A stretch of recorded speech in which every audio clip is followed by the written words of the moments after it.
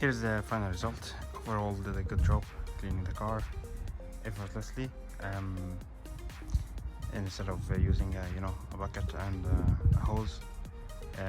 Made the job much easier, removed all the dirt from all around the car. The car hasn't been washed for a couple of weeks, and it's been rainy most of the time, so had a lot of road dirt on the sides and on the back. Yeah, so far happy with the results.